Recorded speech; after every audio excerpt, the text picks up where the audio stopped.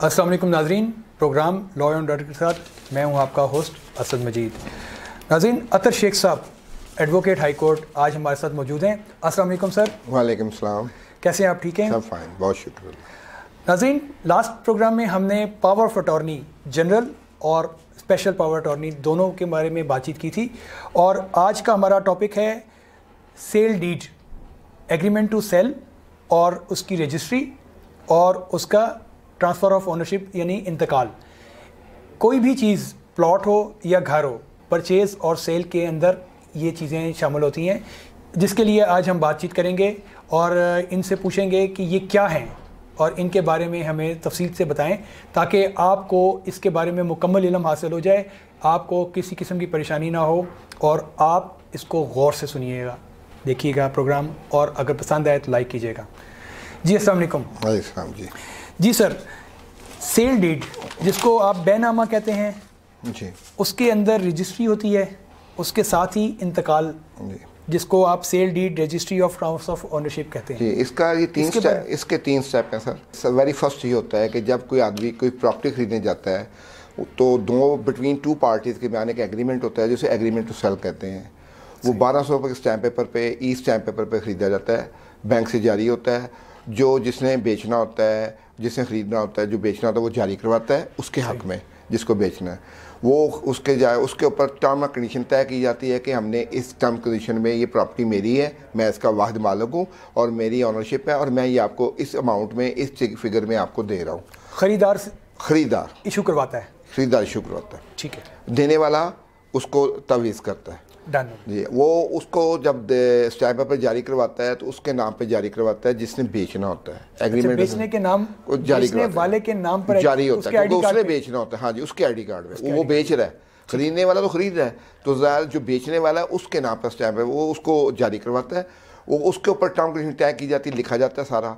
वो ये very first step है। उसके सारे टर्म कंडीशन जो भी कानूनी तौर पर होती है कि ये लॉ के अंदर जो मौजूद है कि किसी बार नहीं है, कर्ज नहीं है, टूट फूट नहीं है, ऐसा कोई नहीं है, मेरे ऑनर मैं ही वाहिद मालिक हूँ, बैंक लोन नहीं लिया गया, बैंक लोन, ये सारी चीज़ें उसके अंदर मेंशन की जाती है और उसके बाद एक टाइम फिक्स कर दिया जाता है। उसकी कुछ अमाउंट खरीदने वाला जो है बेचने वाले को दे देता है। ये कितने परसेंट अमाउंट होती है? ये आपकी म्यूचुअल अंडरस्टैंडिंग के साथ होती है। मतलब अगर 1 करोड़ का घर है तो मैं आपको 20 लाख एडवांस दे देता हूँ या 5 लाख। ये आप बिटवीन द एग्रीमेंट होता है, म्यूचुअल अंडरस्टैंडिंग से होता है। आप 5 लाख भी ले लेते हैं, बयाना कहते हैं उसको, तो 5 लाख लेके बयाना कर दिया। अब उसका मतलब ये होता है कि ये प्रॉपर्टी मैंने खरीद ली आपसे। कानूनी तौर पे कोई बाउंड नहीं है, बाउंड नहीं है उसमें, इसमें बाउंड नहीं है कितने पैसे, इतने पैसे। जो मैक्सिमम लोग क्या करते हैं सेफ्टी के लिए मैक्सिमम पैसे जमा कराते हैं कि उसमें, क्योंकि अक्सर औकात ये होता है कि डिस्प्यूट अराइज हो जाते हैं।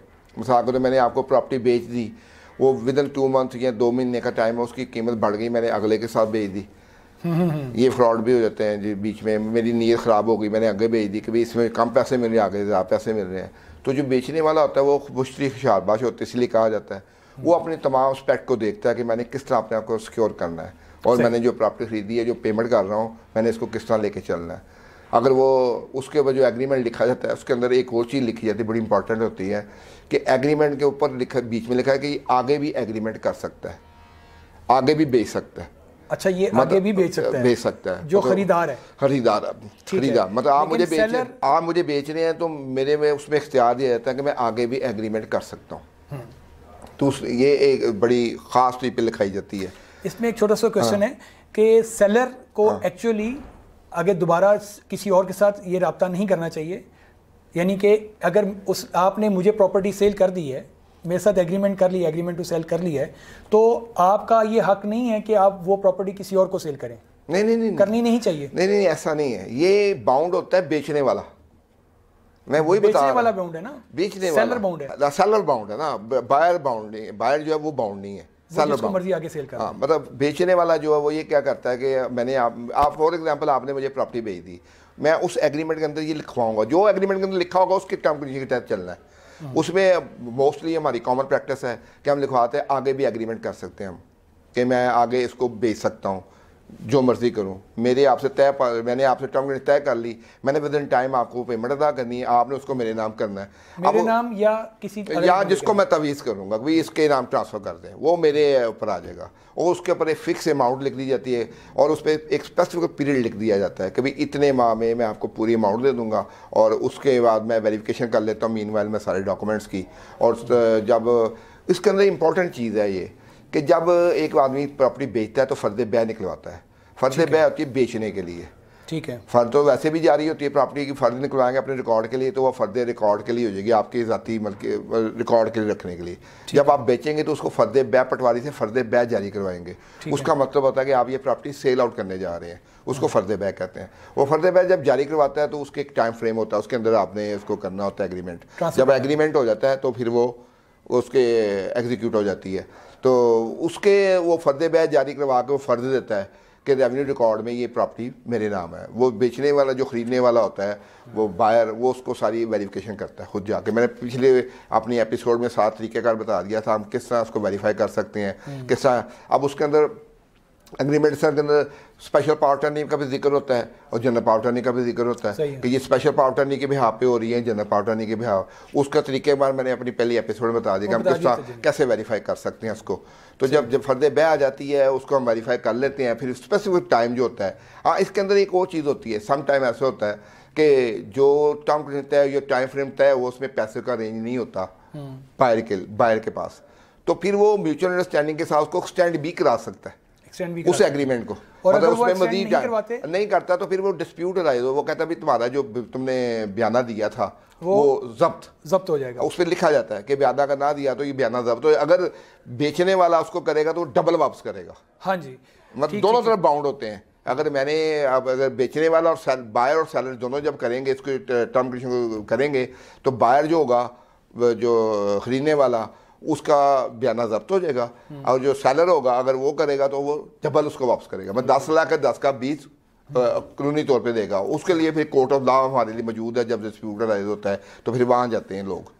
आमतौर पे नॉर्मली ऐसे ही हो जाता है कि या तो म्यूचुअल अंडरस्टैंडिंग के तहत एक्सटेंड हो जाता है। 99% लोग ये होते हैं सर जी जो प्रॉपर्टी खरीदते हैं वो बड़े सिक्योर होते हैं, वो बड़े मतलब मुश्किल शाबाश होते हैं क्योंकि उन्होंने खरीदनी होती है। तो उनकी कोशिश होती है कि मैं अपनी प्रॉपर्टी को जितनी जल्दी हो अपने नाम ट्रांसफर करवा लूँ ताकि मेरे पैसों का खर्च ना हो, क्योंकि इसमें फिर लंबा प्रोसेस चल कोर्टों में जाना, ये करना वगैरह वगैरह।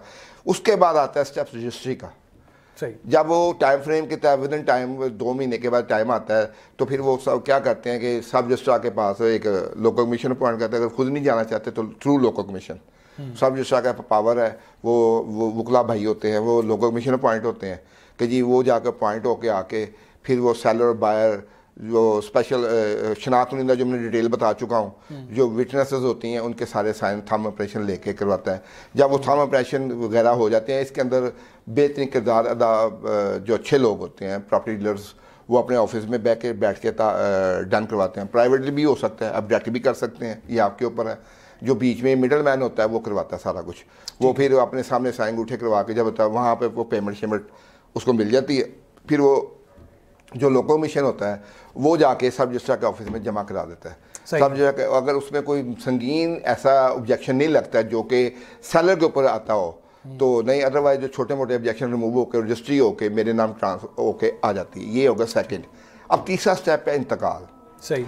रजिस्ट्री होने के बाद रेवेन्यू रिकॉर्ड में इसका इंतराज होता है, रजिस्ट्री चली जाती है, रेवेन्यू थ्रू रजिस्ट्रार भी चली जाती है, और एक रिकॉर्ड रेवेन्यू बोर्ड में चला जाता है, एक पटवारी के पास जाता है। पटवारी के पास जाके हम क्या करते हैं कि जो रजिस्ट्री होती है उसको हम वहाँ पेश करते हैं, उसकी सर्टिफाइड कॉपी, वो कहते हैं जी ये हमारे नाम ट्रांसफ़र हो गई है। फिर वो जो वहाँ जो रेवेन्यू पटवारी के पास रिकॉर्ड होता है पूरा, उसका जो दर्ज होता है पूरे इलाके का, वो उसका रजिस्टर निकालता है, उसके अंदर आपके नाम पे वो चढ़ा देता है कि ये प्रॉपर्टी अब इनकी हो गई। उसको कहते हैं इंतकाल। उसका नंबर एक होता है रजिस्ट्रार के, उसके रजिस्टर के मुताबिक कि ये रजिस्टर नंबर है, इसमें आपका इंतकाल चढ़ा हुआ है, उसको इंतकाल का shift of ownership, shift of ownership को इंतकाल कहते हैं। इंतकाल जब बंदा फोत हो चला जाता है, आगे चला जाता है ना, ट्रांसफर हो जाता है, तो इस तरह इंतकाल नाम रखा गया कि उसको आगे भेज दिया गया, यानी शिफ्ट ऑफ ऑनरशिप हो गई। अब इसमें थोड़ी सी कंप्लीट प्रोसेस हो जाता है फिर ये नहीं, इसमें कंप्लीट तो हो गया, लेकिन एक चीज़ मैं बता दूं कि सम टाइम ऐसा होता है कि सेलर और बायर ऐसे करते हैं खुद कि हम डायरेक्ट जाके सब रजिस्ट्रार के थ्रू रूबरू हम रजिस्ट्री करवाते हैं। उसका प्रोसीजर ये होता है कि एग्रीमेंट टू सेल लिखा जाता है पहले उस तरह ही, फिर वो टाइम फ्रेम सेट कर लेते हैं, फिर उस टाइम पे दोनों पार्टीज सब रजिस्ट्रार के ऑफिस में चले जाते हैं रजिस्ट्री के लिए। वो सारा कुछ टाइम ड्यूटी हर चीज़ पूरी तैयार करने के बाद, ठीक है, वो सारी ड्यूटी मैं बताता हूँ कितनी ड्यूटी लगेगी। एक रजिस्ट्री पे 1% स्टैम्प ड्यूटी होती है जी, और उसकी टाउन म्यूनसिपल कमेटी है जिसे हम TM कहते हैं, वो 1% होता है। नॉन फाइलर जो होगा उस पर 2% टैक्स लगेगा 236 के तहत। इसको income tax, advance income tax के तहत इसको लेते हैं। जो नॉन फाइलर होगा उसके 236C के तहत 4% उसका 4% हो जाएगा। फिर आगे जाता है गेन टैक्स, फाइलर सेलर देगा, जी दोनों देते हैं। गेन टैक्स जो होता है फाइलर 2%, नॉन फाइलर 4%, सेलर ये 236C के तहत आता है। सही। तो इसके तहत वो सारी टैक्सेस इदारों में जमा कराते हैं, कॉर्पोरेशन कमेटी म्यूनसिपल का, इसमें म्यूनसिपल जो पहला 1% है टाउन म्यूनसिपल टैक्स TM जिसे कहते हैं, वो उधर जमा होता है। ये सारे टैक्सेस जमा हो जाते हैं, स्टैम्प पेपर खरीद लिए जाते हैं, फिर उस पर तहरीर होती है। तहरीर होने के बाद जब ये मुकम्मल हो जाती है, उसके सारे निशान उसकी सारे सेट बना लिए जाते हैं। उसके बाद दोनों पार्टीज वहाँ सब रजिस्ट्रार के पास जाती हैं, लेकिन यहाँ इंपॉर्टेंट चीज़ है कि उसके साइन अंगूठे सब रजिस्ट्रार के सामने होने हैं, पहले नहीं करने किसी ने। जो पहले करेंगे उस पर ऑब्जेक्शन लग जाएगा कि हम नहीं, दोनों पार्टी जाएंगी, दोनों के विटनेसेस जाएंगे, और एक शनाख्त कुनिंदा जो दोनों को जानता है, जो वो सारे बंदे वहाँ जाएंगे, और उनके सामने सब रजिस्ट्रार का जो नुमाइंदा होता है वो अपने सामने सबके साइन अंगूठे लेगा, सब कुछ करेगा। फिर उनसे पूछेगा कि भाई आपके मामले तय हो गए, आपने पैसे ले लिए, आपने दे दिए, आपने ले लिए, आपने दे दिए। जब वो क्लियर करते हैं फिर वो सब रजिस्ट्रार का पेश कर देता है। सब रजिस्ट्रार यही क्वेश्चन को सब करता है, सारा वेरीफाई करने के बाद उसको ओके करके दाखिल कर लेता है, फिर वो पास होके वापस आती है। तो ये प्रोसीजर है। वहाँ पे आजकल तो कैमरे लगे हैं, वो फोटोग्राफिंग भी होती है। सर ये प्रोसीजर है, प्रोसीजर हमारा इस तरह ही होता है। ये सारा ये एक मुकम्मल सेट हो जाता है हमारा। 3 स्टेप है, एग्रीमेंट टू सेल, ठीक है, उसके बाद आता है रजिस्ट्री के प्रोसेस, चाहे वो डायरेक्ट हो चाहे वो थ्रू लोकल कमीशन हो, 2 स्टेप हैं। असल में लोकल कमीशन इसलिए बनाया गया था कि सम टाइम बुजुर्ग लोग होते हैं जो ऑनर होते हैं, वो नहीं वहाँ पेश हो सकते, नहीं कुछ कर सकते, तो फिर थ्रू लोकल कमीशन जो वकील होते हैं वो इंतकाल के लिए चले जाते हैं पटवारी के पास। एक सब रजिस्ट्रार भेजता है रेवेन्यू बोर्ड में, आपका रिकॉर्ड वहाँ भी होता है, वो सब उसकी थ्रू वहाँ पहुँच जाती है। और पटवारी के पास जो रिकॉर्ड होता है जहाँ के आपकी फर्दे जारी होती हैं, एक वहाँ खुद लेके जाते हैं इंतकाल करवाने के लिए कि भाई मेरे नाम चढ़ा दो। रेवेन्यू बोर्ड पे खुद नहीं जाना पड़ता, वो उधर से चली जाती है, रेवेन्यू रिकॉर्ड चला जाता है आपका सारा। सही हो गया, एवरी ईयर। अच्छा, दूसरा मेरा क्वेश्चन है कि सोसाइटीज़, मुख्तलिफ सोसाइटीज़ बनी हुई हैं, तो सोसाइटीज़ में ट्रांसफ़र प्रोसेस क्या होता है? वो सेम होता है। होता ये है कि सोसाइटीज़ की कैटेगरीज हैं। एक होती है कोऑपरेटिव सोसाइटी, जो under sub registrar cooperative society के आता है, रजिस्ट्रार होता है, उसके मिनिस्ट्री भी होती है, कोऑपरेटिव सोसाइटी का मिनिस्टर होता है, गवर्नमेंट के थ्रू आती है।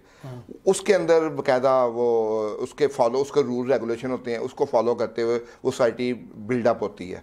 उस सोसाइटी में ये होता है कि वो जो सोसाइटी बनती है, वहाँ की जो लोग होते हैं, प्लाट ओनर होते हैं, ख़रीदते हैं, वो उसके अपनी कमेटी को तश्कील देते हैं, जिसके अंदर 7 भी होते हैं, 9 भी होते हैं, अपने उसके मेंबर बनाए होते हैं। उस हिसाब से वो सारे तश्कील देते हैं, इलेक्शन होते हैं, वो इलेक्शन करके उनको सारे इख्तियार दे देते हैं कि वो सोसाइटी के तमाम मामला जो हैं, सोसाइटी की वेलफेयर के लिए, मेंबरों की परेशानियों के लिए वो सारा लुक आफ्टर करते हैं, जिसमें जनरल सेक्रेटरी, सदर, नायब सदर, उसके एग्जेक्टिव मेंबर्स, वो हिसाब से वो इलेक्शन होता है, उसमें इलेक्ट होते हैं, वो आते हैं, वो सारे मामला टेकअप करते हैं। इसकी निगरानी करता है कॉर्पोरेट रजिस्ट्रार करता है, उसको निगरानी करता है। और ट्रांसफर प्रोसेस भी सेम ये होता है कि वहाँ ट्रांसफर लेटर जारी होता है, रजिस्ट्री नहीं होती उसका, लेकिन ये थ्रू प्रोसेस वही होगा। 1% स्टैंप ड्यूटी लगेगी, 1% टाउन म्यूनसिपल TM जो कहते हैं वो लगेगा, 2% नॉन फाइलर का फाइलर का लगेगा, 4% लगेगा नॉन फाइलर का। इस तरह सेलर जो है वो गेन टैक्स जो सेलर जो होगा वो नॉन फाइलर 2% और जो फाइलर 2%, नॉन फाइलर 4%। सारा प्रोसीजर वो इस टाइप पर खरीदे जाएंगे, सब कुछ खरीदा जाएगा।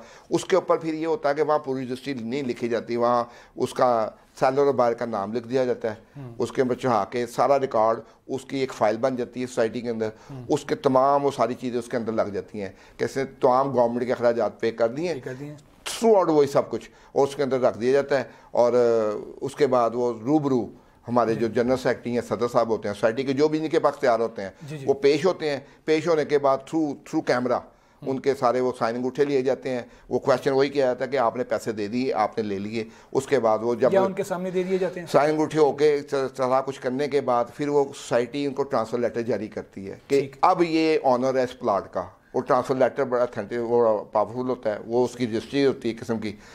एक चीज़ मैं और बता दूँ, सब लोग, कुछ लोग होते हैं कि जब एग्रीमेंट टू सेल करते हैं तो सम टाइम प्रोसेस लंबा हो जाता है, मतलब नहीं होता, तो अपनी सेफ्टी के लिए कुछ लोग रजिस्ट्रियाँ भी करवा लेते हैं।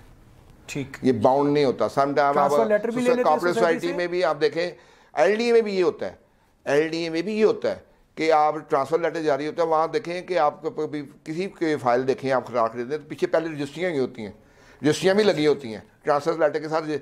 वो रजिस्ट्री इसलिए कराते हैं अपनी सेफ्टी के लिए कि कल को गड़बड़ हो तो ये जिस बंदे ने मुझे बेची है वो भाग ना जाए, क्योंकि एलडीए प्रोसेस में देर हो जाए, कुछ प्रॉब्लम आ जाए, तो लोग कुछ अपने उस सेफ्टी सेव करने के लिए रजिस्ट्री करवा लेते हैं। हाँ जी, कहा जाता है कि बेहतर है कि आपने अपने ट्रांसफर लेटर तो ले लिया, लेकिन रजिस्ट्री भी अब रजिस्ट्री की, मैं कॉर्पोरेट सोसाइटीज़ की बात कर रहा था, कुछ होती है प्राइवेट लैंड, मतलब वर्द वाहिद होता है, एक बंदे के बाद 2-4 हज़ार कनाल जगह है, उसने एक सोसाइटी डिक्लेयर करवा दी प्राइवेट, एलडी में रजिस्टर नहीं किया, क्योंकि private corporate society under sub registrar के बाद एलडी के भी सारे रूल रेगुलेशन को फॉलो करती है। उसका नक्शा वहाँ से पास होता है, एलडी के तमाम रूल्स रेगुलेशन के उसी बिल्डिंग, वो 3 मंजिला बिल्डिंग, सब कुछ वही होता है, हाँ सारे रूल वही होते हैं। लेकिन जो प्राइवेट लैंड होती है वो उसने रजिस्टर नहीं कराई होती, लेकिन वहाँ अथॉरिटी लेटर नहीं चलता। लोग गलत करते हैं कि वो बंदा प्राइवेट बंदा है तो एक स्टैम्प पेपर लिख के दे दे कि जी मैंने दे दी, गलत है, कानूनी है वो गैर नहीं, वो ऑथेंटिसिटी नहीं उसकी ऑथेंटिसिटी नहीं, क्योंकि मैंने जो प्राइवेट लैंड है, मैं मालिक हूँ, मैंने जब तक उसकी रजिस्ट्री नहीं करवाई, सब रजिस्ट्रार के पास रिकॉर्ड होता है ना उसका, उस लैंड का रिकॉर्ड जो है रेवेन्यू बोर्ड में है और पटवारी के पास है, तो वो क्या करेगा, उसके लिए जरूरी है कि वो रजिस्ट्री कराए, वो सब रजिस्ट्रार के पास करेगा, उसके थ्रू रजिस्ट्री होगी, रजिस्ट्री होकर वही पटवारी वाले के पास जाएगा, फिर वो एक्चुअल मालिक बनेगा। वो एक अथॉरिटी लेटर लेके वो इलीगल गाएगा, वो उसकी कोई हैसियत नहीं होती। ये प्रोसेस है जी इसका। गुड हो गया। तो अब ऐसा हुआ कि जैसे हमें पता लगा कि एक तो बैनामा तैयार होगा, पहले सेल डीड, ठीक है, फिर उसके बाद रजिस्ट्री के लिए रजिस्ट्रार के पास जाया जाएगा या उसके साथ बैनामा जब होता है उसमें एक चीज़ मैं फिर रिपीट कर दूं कि फर्दे बैब लेना बड़ी ज़रूरी होती है। हाँ जी, वो तो वो जो सेलर होता है वो फर्दे बैब जारी करवा के आपके हवाले करेगा, ठीक है, कि जी ये मेरी फर्दे बैब मालिक को मैं, हाँ सेलर बायर को देगा, फिर उसके बाद बायर उसकी वेरिफिकेशन करने के बाद सारा एग्रीमेंट लिखा जाए, मतलब एग्रीमेंट लिखा जाएगा, एग्रीमेंट लिखने के बाद वो पेमेंट जो भी तय म्यूचुअल अंडरस्टैंडिंग से तय पाएगी वो उसको देगा, उसके अंदर मेंशन कर दीजिए कि इतनी रिमेनिंग अमाउंट है और इस पीरियड में ये देनी है, वो क्लियर हो जाएगा। फिर इंतकाल करवा दिया जाएगा उसके पास, जब रजिस्ट्री हो जाएगी तो फिर वो वहाँ जाके पटवार खाने में आप इंतकाल अपने नाम छुड़वा लेंगे। अच्छा, इसमें एक और है लीगल हायर्स, जिसके लिए सक्सेशन सर्टिफिकेट लिया जाता है। नहीं, इसमें दो फर्क है जी, लीगल हायर्स को कहते हैं वारसान और सक्सेशन का जानशीनी, ये दोनों में थोड़ा सा फ़र्क है। फ़र्क क्या है कि हम लोग मोस्टली पहले ये होता था कि लीगल और जानशीनी का एक ही केस फाइल कर दिया जाता था, बीच में लिख के जज सब कर देते थे, लेकिन जानशीनी के और लीगल खेर में फ़र्क है। लीगल खेर में वारसान वो होता है जिसकी प्रॉपर्टी है, इमूवेबल प्रॉपर्टी या मूवेबल प्रॉपर्टी, ठीक है, वो उसके वारिस हैं, उसमें बॉन्ड भी आते हैं, इंश्योरेंस के पैसे भी आते हैं, आपके क्या नाम अकाउंट्स भी आते हैं, आपकी प्रॉपर्टी भी आती है। और सक्सेशन में होता है बैंक्स के सारे मामलात होते हैं। वारसान में आपके बच्चे भी आते हैं, बीवी भी आती है, माँ बाप भी आते हैं, चाचा चाची भाई बहन भी आते हैं, चाचा चाची भी आते हैं, दादा दादी भी आते हैं, भतीजे भतीजे भी आते हैं, ये सारे वारसान का एक। लेकिन प्योरिटी में कौन होते हैं? आपके वालिदैन, आपकी बीवी और आपके बच्चे। अगर इनमें सब कुछ ना हो तो फिर दूसरे वो स्टेप्स होते हैं, चाचा चाची, दादा दादी, और वो जो दादा दादी तो आते ही हैं, वो आपके चाचा चाची बहन भाई उसके बच्चे वो उस दूसरे स्टेप में आते हैं। लेकिन जो प्रायोरिटी में होते हैं, जो वारसान एक्चुअल वारसान होते हैं, वो आपके बीवी बच्चे होते हैं और यहाँ आपके माँ बाप होते हैं। ये तो अपने माँ बाप भी सेकंड स्टेप में सम टाइम चले जाते हैं कि हावन अपनी प्रॉपर्टी ज़ाहिरी बीवी बच्चों में ही देता है। अगर बच्चे ना हो तो फिर तभी वापस जाती है दादा दादी में, या यहाँ वो खुद मेंशन कर दे कि मेरी हिस्सेदारी है, वसीयत कर दे, लिख दे, तो उसमें आते हैं। तो वारसान में ये सारे आते हैं। सक्सेशन सर्टिफिकेट में ये फ़र्क है। सक्सेशन सर्टिफिकेट में एक जानशी सर्टिफिकेट लेना होता है आपने, वो ये होता है कि आपके बैंक से अकाउंट जो पड़े हैं उसमें कितने अमाउंट्स हैं, उसके लिए आपको सक्सेशन लेना पड़ता है, जो कि आपके नादरा करता है। पहले कोर्ट से होता था, अच्छा। अब नादरा करता है। अब नादरा के पास चला गया, गवर्नमेंट ने इसको शॉर्ट कर दिया कि कोर्ट में टाइम लगता है ये वगैरह का, तो अब शॉर्ट पीरियड कर दिया है कि नादरा के पास जाएँ आप डायरेक्ट। तो 1 लाख के ऊपर 20,000, 10,000, 1 लाख से नीचे के अमाउंट पे 10,000 और लाख के ऊपर 20,000 आपको पे करना पड़ता है नादरा को। वो अमाउंट आप जमा कराएंगे, उसके बाद प्रोसेस वही होगा कि आप अपने जिसके वारसान जिसकी डेथ हुई है, डेथ सर्टिफिकेट, जो बहन भाई हैं उसके सबके आईडी कार्ड्स, सबकी माँ बाप भी बीच में आएंगे उसके, वो सारे भी ऐड करके नादरा के आप पेश होंगे, वो दाखिल करेंगे। उसके बाद वो आपको सर्टिफिकेट जारी कर देगा, चाहे इंश्योरेंस के पैसे हों, बॉन्ड्स हों और बैंक की जो पैसे हों, अकाउंट्स के हों। वो अब लीगल हेयर में इमूवेबल प्रॉपर्टियाँ ज़्यादा आती हैं।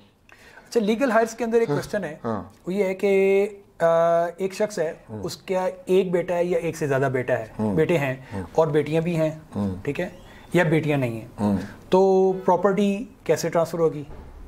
और अगर एक शख्स है उसके बेटे नहीं हैं, सिर्फ बेटी है या बेटियां हैं, तो उस वक्त प्रॉपर्टी की ट्रांसफ़र का क्या प्रोसीजर? जो शरई तौर पे जो है, जो कि सूरह बकरा सूरह निसा में अल्लाह पाक ने तमाम डिटेल दी है कि हिस्से डिवाइड कर दिए हैं, किस तरह आपने विरासत में हिस्से देने हैं। तो एक बंदा है, उसकी बेटियाँ सिर्फ हैं, तो उसका 50% मतलब जो है बेटियों को जाकर बाकी पीछे चला जाएगा।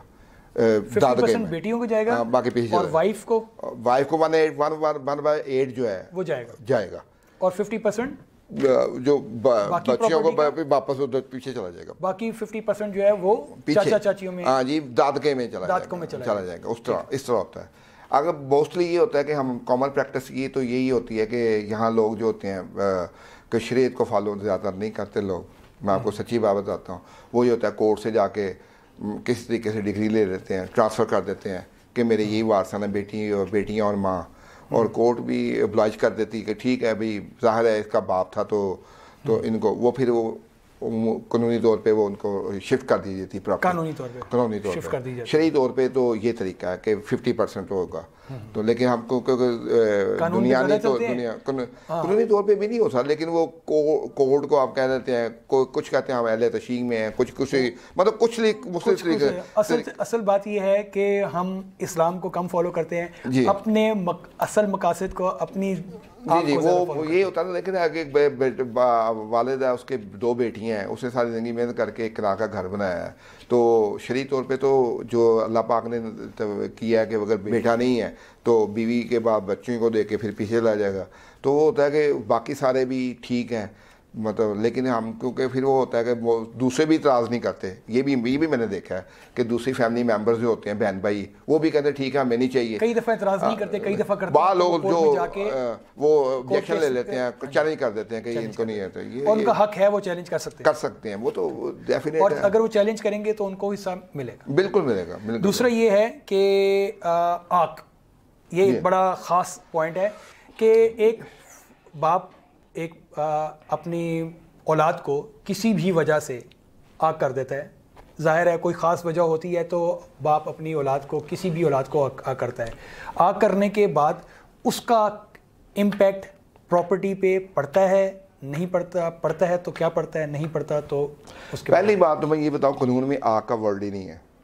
कानून की डिक्शनरी में आग डजन में नहीं, इसके कोई मतलब नहीं। आग में ये आग बेसिकली एक नॉमिनेट किया जाता है कि एक बच्चा घर में ना हलफ निकलाया, वो आवारगी में पड़ गया, वो बाहर गुंडागर्दी करता है, लोगों से पैसे उधार लेता है, या कोई ऐसे काम करता है जिसमें आपके फैमिली की सफ़र कर रही है, तो वो उस घर का जो बाप होता है वो अपने बच्चे से तंग है, माँ तंग है, भाई तंग है, वो क्या करते हैं कि एक आकनामा लिखते हैं, थ्रू प्रोसीजर होता है, अखबार में इश्तिहार देते हैं कि जी मैंने अपने बच्चे से ताल्लुकी आग मीन ला ताल्लुकी है, ठीक, ला ताल्लुकी कर दी, इससे मेरा कोई ताल्लुक नहीं है।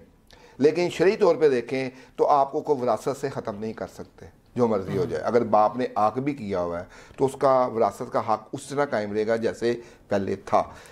ला ताल्लुक इसलिए की जाती है, और कानूनी दोनों तरफ रहेगा, शरई भी दोनों तरफ रहेगा, क्योंकि ला ताल्लुक ही सिर्फ अपने आप को सेव करने के लिए कि एक बंदा गलत कामों में पड़ा हुआ है, उसका इम्पैक्ट हाँ इसके अमाल का मैं जिम्मेदार नहीं है, मेरे बच्चे नहीं, बहन भाई प्रॉपर्टी में हकदार है। वो विरासत कायम होती है आफ्टर डेथ। अब बात ये होता है कि बच्चे हमारे माशरे में, क्योंकि ये भी चीज़ देखी गई है कि ज़िंदगी में अपने माँ बाप से कहती है हमारा हिस्सा दो, उस वक्त कोई इख्तियार नहीं होता उनका कि वो हिस्सा मांगे, वो हिस्सा नहीं ले सकते। ठीक है, वारिसन बनेंगे जब बाप जाएगा, अभी तो एक्चुअल ऑनर बाप है, ठीक, वो अपनी मर्जी से किसी फ़कीर के नाम कर दे, बाहर बेच दे, उसकी इख्तियार है, उसकी प्रॉपर्टी है, आप उसको बाय फोर्स हिस्सा नहीं।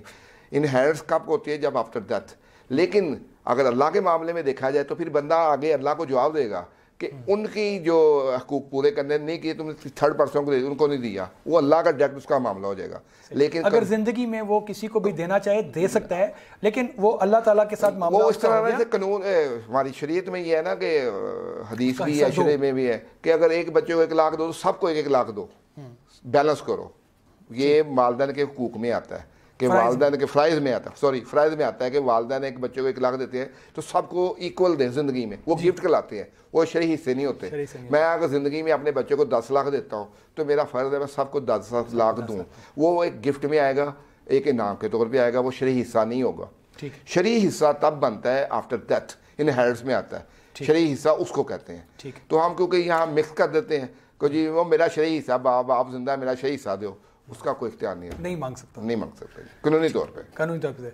और आग के बारे में दोबारा से मैं कहना चाहूँगा ताकि आवाम को ज़रा सा क्लियर हो जाए कि आग करने का मतलब है कि उसके अमाल का जिम्मेदार मैं नहीं हूँ या हम नहीं हैं। हाँ जी, और ये अपने अमाल का ताल्लुक ही साबित करनी होती है ना हमने। देन में माशरे में आपने अपने बच्चे को अपने से ताल्लुक ही शो करनी है। अब मैं बाहर में से इसका कोई असर नहीं, शरई तुम्हें कोई इसका नहीं इम्पैक्ट होता। बाप चाहे तो उसको हिस्सा दे सकता है, नहीं अपनी चाहे तो नहीं, वो तो फिर दूसरी चीज आ गई ना। बाप चाहे जिसको मर्जी दे दे, जिसको सबको बच्चों को छोड़ के जिसको मर्जी दे दे। लेकिन जब शरई हिस्सा बनेगा जब after death of the father या मदर वो शरई हिस्से का पूरा हकदार होगा, ऑथराइज्ड हकदार हो, कानूनी तौर पे वारिस होगा। सही हो गया। अब इसमें एक पॉइंट और भी बड़ा इंपॉर्टेंट है, मैं बता दूं, ले पालक का बड़ा आजकल चलता है। ले पालक ये होता है कि बच्चा किसी का नहीं है औलाद, असल लेके पाल। अब इसमें सबसे बड़ा एक बहुत बड़ा एक हम जानने में हमारी फैमिलीज कर रही हैं। ले पालक का जहाँ तक मैंने पढ़ा है और शरीयत में जो है, आप बच्चे की वल्दियत चेंज नहीं कर सकते, यानी जो असल बाप है उसका नाम उसको वैसे रख सकते हैं, बाकी उसको पाल सकते हैं, अपना बच्चा कह सकते हैं, सब कुछ कर सकते हैं, उसको प्रॉपर्टी भी दे सकते हैं। शरीय तौर पे नहीं, विरासत में नहीं आएगा, वैसे दे सकते हैं। विरासत में उसका कोई हिस्सा नहीं होता, ले पालक में विरासत का कोई हिस्सा नहीं। लेकिन अपनी जिंदगी में आप कानूनी तौर पे भी नहीं दे सकते। उसको बच्चा बनाया आपने, उसको अपने बेटे की तरफ आपने सब कुछ उसको नाम ट्रांसफर कर देंगे, दे देंगे, ठीक है कर देंगे, मैंने दे दिया। तो ये 2-4 चीज़ें ऐसी लोगों को नहीं पता।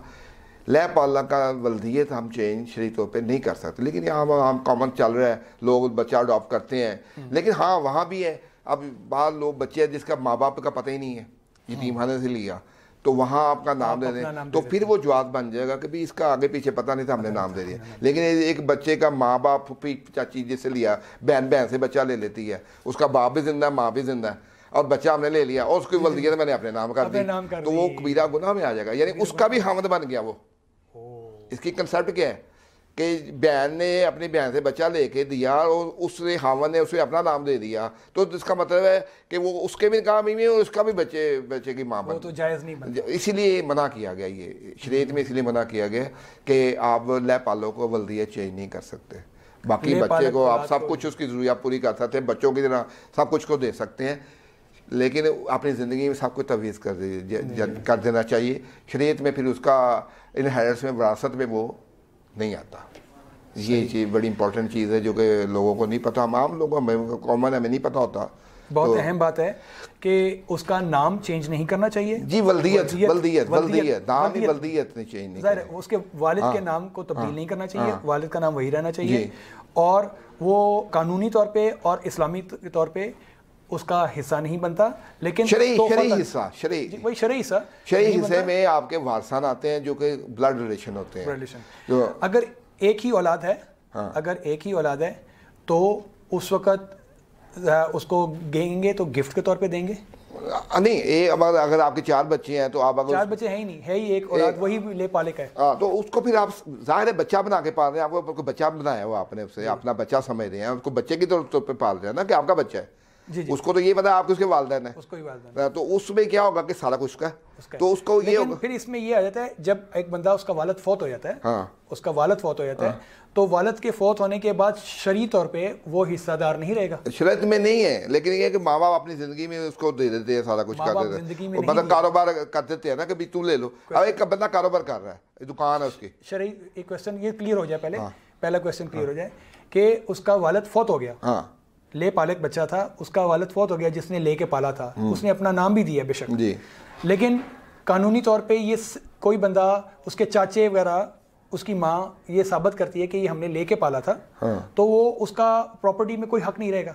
नहीं रहेगा ना सर, शरीयत में नहीं है। मैं आपको बता रहा हूँ, कारोबार है, कारोबार कर रहा है बंदा, एक दुकान है, बाप हो तो गए, वो दुकान में बैठा, वो दुकान उसके ना वो चलाएगा, लोगों को पता है ये इसका बेटा है, ठीक है ना, ये तो आपको पता है ना आपने ले पालक की है, मतलब जो कोई केस नहीं करेगा तो वो ट्रांसफर हो जाएगी उसके नाम पर, डेफिनेटली। जो नाम जो तब्दील उसने वल्दियत जो अपनी दे दी, और अगर वो अपनी वल्दियत नहीं देता, उसमें होता है ना जब वल्दियत नहीं देता, वल्दियत उसकी वही चलती है कि उसका बेटा बनाया हमने हुआ है, मतलब उसकी बहन का, ए की बहन है बी की बहन से, ए ने बी से अपनी बहन से बेटा ले लिया, उसका बाप भी जिंदा माँ भी जिंदा है, तो उन्होंने पाल लिया, अगर वो उसकी वल्दियत चेंज करते तो वो शरीक गुनाह हो जाएगा। एक क्वेश्चन मैं करना चाह रहा हूँ इसमें, एक शख्स है, उसने अपनी बहन के बच्चे को लेके पाल लिया, जी जी, ठीक है, बहन के बच्चे को लेके पाल लिया, उसके वल्दियत को चेंज नहीं किया, हाँ। उस बंदे की डेथ हो गई, हाँ।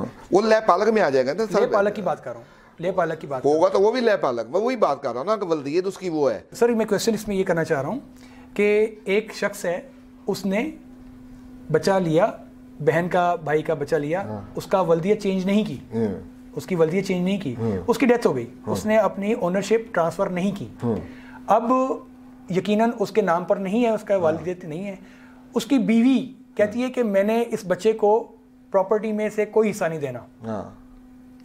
बीवी का भी 1/8 होता है ना, 1/4 होता है, बीवी का भी होगा, सारा बीवी नहीं ले सकते, उसकी औलाद तो है ही नहीं, तो फिर वो बाकी प्रॉपर्टी कहाँ जाएगी?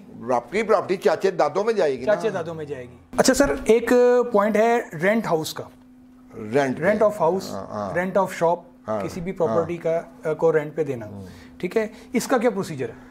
प्रोसीजर इसका सर ये होता है कि ये एक एग्रीमेंट लिखा जाता है बिटवीन द पार्टीज। इसमें एक कानूनी तौर पे जो रेंट रेजिस्ट्रेशन एक्ट है वो 2009 में हमारा उसमें ये आया था जी, 2009 में एक्ट आया था, उसके पंजाब रेंट ऑर्डिनेंस आया था, उसके तहत होता है कि आप 2 साल के लिए कर सकते हैं, 5 साल 10 साल के लिए कर सकते हैं, अगर आप 2 साल से ऊपर करते हैं तो 1.5%, 5 साल से ऊपर 5 साल का 3%, 5 साल से ऊपर करेंगे तो 6% आप उसमें उसकी फीस देंगे, ड्यूटी देंगे। ड्यूटी ये होती है कि साल का, पूरे साल का रेंट जो उसमें इकट्ठा गया है तो उसके ऊपर ये बनती है। अच्छा, पूरे साल के रेंट के अमाउंट के ऊपर ये 1.5% बनता है। अब होता है ये कि मोस्टली पहले ही तो लोग लिखते थे, रेंट एग्रीमेंट होता है रजिस्टर कराना पड़ता है, सब रजिस्ट्रार के पास होता है, या रेंट कंट्रोलर बना दिए डालते हैं, रेंट कंट्रोलर है उसके पास ये रजिस्टर होता है कि हमने ये रेंट पे दे दिया। हम कॉमन प्रैक्टिस ये है कि प्रॉपर्टी जो हमारे हैं वो उस चीज़ से बचने के लिए 11 माह का एग्रीमेंट करते हैं, 1 साल या 1 साल से ज्यादा का, तो उसकी जो फीस है वो 1200 का स्टैम्प पेपर लेना पड़ेगा, ठीक है, नहीं वो इस तरह होगा कि आपका साल का जो रेंट निकला है उसी तरह स्टैम्प पेपर होंगे, मतलब 1 लाख रुपए का आपका रेंट बना है, उसकी ड्यूटी 1.5% है, तो उसके वो आपको लेने पड़ेंगे, वो उसके कागजात ड्यूटी पे लेके उस पर लिखना पड़ेगा। तो ये बाकायदा वो प्रोसीजर है, वो आप लिखेंगे, फिर जाएंगे, वो उसकी फ़ीसें होती माइनर होती हैं, वो सब रजिस्ट्रार के पास जमा कराएंगे, वो रजिस्टर्ड होकर आपके पास आ जाएगा। तो इन कबाख्तों से बचने के लिए प्रॉपर्टी डीलर्स क्या करते हैं कि 11 माह का एग्रीमेंट कर लेते हैं, ताकि वो फीस ना दें। 11 माह का होता है, वो रजिस्टर करने की ज़रूरत नहीं होती, साल के ऊपर होता है, साल तक या उसके ऊपर का, तो वो ये होता है कि उसके ऊपर फिर हर साल बाद 10% है। लेकिन कानूनी तौर पर अगर कोई एग्रीमेंट करते हैं दुकान शादी हाल या भी जो गवर्नमेंट की बिल्डिंग्स होती हैं वो एग्रीमेंट लिखे जाते हैं, तो वो ये रजिस्टर करवाते हैं। उसके बाद होता है कि 3 साल के बाद 25% उसका इंक्रीज़ होता है आफ्टर 3 ईयर। लेकिन क्योंकि यहाँ कॉमन प्रैक्टिस है कि हर साल बाद वो नया एग्रीमेंट लिखा जाता है और उस पर 10% इंक्रीज कर देते हैं या म्यूचुअल अंडरस्टैंडिंग से बढ़ा जी एग्जैक्टली। और उसका प्रोसीजर वही है कि जब डिस्प्यूट राइज होता है तो हमारी अदालतें रेंट कंट्रोलर है, रेंट वाला भी वहीं जाता है सिविल कोर्ट में लॉ में स्टे लेने के लिए कि जी मुझे इलीगल निकाल रहा है। जो मालक होता है वो भी वहीं जाता है रेंट कंट्रोलर के पास कि जी इसने डिफ़ॉल्ट कर दी है, ये मुझे किराया नहीं दे रहा, इसके अंदर ये एक बात है, उस पर सब लेट कर दी है, इस किस्म की कंडीशन है, वो एक डिटेल है रेंट के ऊपर। आप सब लेट नहीं कर सकते, जो टर्म कंडीशन लिखी जाएगी आपके एग्रीमेंट के उसको फॉलो करना आपने। सब लेट नहीं कर सकते, आप उसकी बिल्डिंग को तोड़ फोड़ नहीं कर सकते। जिस तरह आपने ली है उसी तरह आपने उनको वापस करना है। जो उसके टैक्सेस हैं वो मालिक पे करेगा, जो ऑनर है वो तमाम टैक्सेस गवर्नमेंट की टैक्सेस मालिक पे करेगा, और जिस कंडीशन में उसने दी है उसी कंडीशन में वो बैक लेगा। अगर तोड़ फोड़ होगी तो वो उसको हर्जाने का दावा करेगा या उसे वैसे लेगा भी ये मेरा डैमेज किया है तुमने, रेंट वालों से जो रेंट रह रहा है वो उससे उसको रिकवर करेगा। उसकी छोटी पहले एडवांस कुछ पेमेंट ले ली जाती है। मैं डिटेल बता रहा हूँ थोड़ी सॉरी कि आप जब रेंट पे चढ़ाते हैं तो एडवांस अमाउंट ले लेते हैं। 3 माह का किराया सिक्योरिटी के तौर पे, 3 माह का किराया, साल का किराया, 6 माह का किराया, या वैसे 50,000 का अमाउंट कि अगर कल कोई एक कुछ डैमेज करके जाता है या छोड़ के चला जाता है तो वो अपनी रिकवरी उसमें कर लेते उसमें से कर ये जी रेंट का। और जब क्लियर करने के बाद उसको क्लियर कर दिया जी क्लियर कर बिल।